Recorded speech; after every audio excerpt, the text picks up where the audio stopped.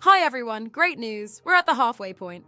After today's lesson, you'll have a thorough understanding of 5 of Dr. Jekyll and Mr. Hyde's 10 chapters.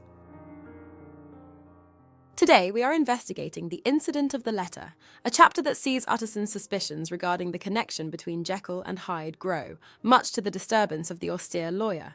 In this chapter, Stevenson gives us a glimpse inside Jekyll's laboratory, a place that symbolically stands in complete contrast to the doctor's comfortable and opulent living quarters. We also begin to see the pressures of reputation that have been articulated throughout the novella come into practice, with even the morally upstanding Utterson's subscription to secrecy hinting at a darker obsession with appearances, even when it is justice that pays the price. So too will we find the physical violence of the previous chapter converted into emotional violence in Jekyll's utter dismissal of Hyde's earthly existence, a parallel which ultimately links violent repression with violent expression. So, it feels like the mystery is really starting to ramp up. Let's join Utterson in his investigation. In this chapter, Utterson pays a visit to Jekyll's laboratory, a place he has never been before, and is struck by its eerie atmosphere and its chaotic disorder. Dr. Jekyll himself appears unwell, sitting close to the fire with a pale and sickly countenance. Their conversation quickly turns to the recent events, with Utterson questioning Jekyll about Hyde's involvement. Jekyll vehemently denies any association with Hyde, swearing that he will never see him again and expressing his relief that Hyde will likely never be found. However, Jekyll confides in Utterson about a letter he received from Hyde, expressing gratitude for Jekyll's past generosity and assuring him of his safety.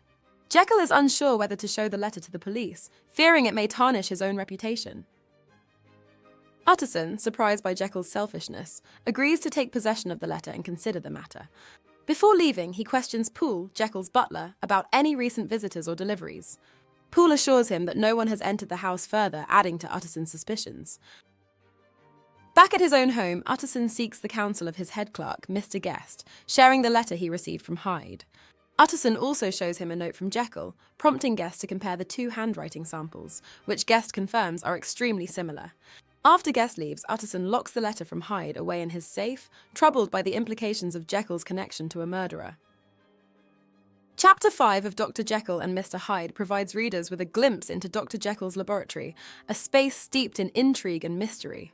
Located at the bottom of the garden, this once bustling theatre of anatomical study now lies silent and neglected, its transformation mirroring the shift in Jekyll's scientific pursuits from the tangible, concrete science of anatomy to the more intangible, abstract science of chemistry.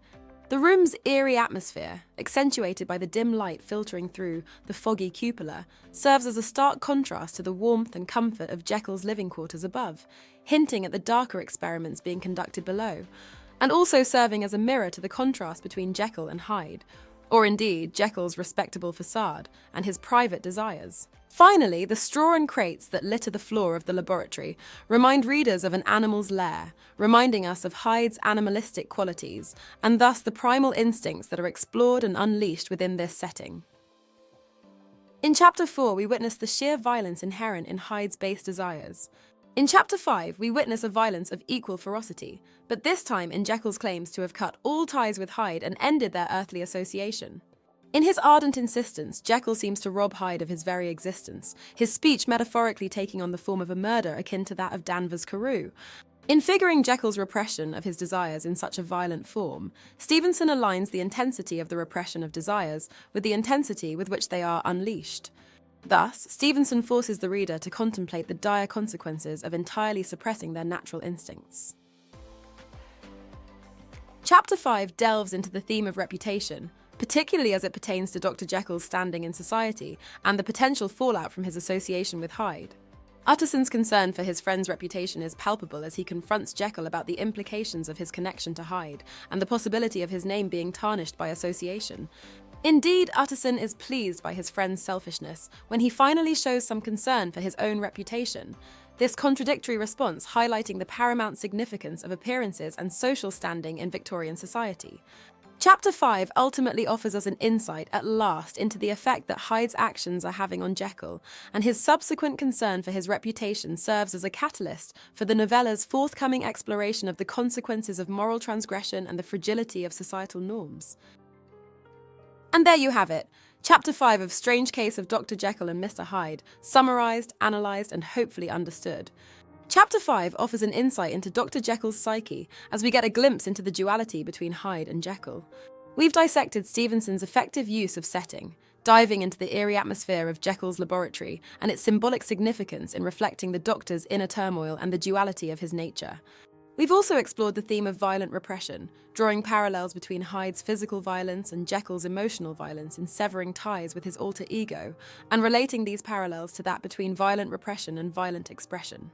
Finally, we have taken a closer look into the themes of reputation and secrecy that came to the fore during this chapter, exposing how even the most upright individuals, in this case Mr. Utterson, fall prey to the pressures of societal expectations and compromise their morals in the process. And so, that's all for today. Join me next time to learn the grisly fate of the doomed Dr. Lanyon.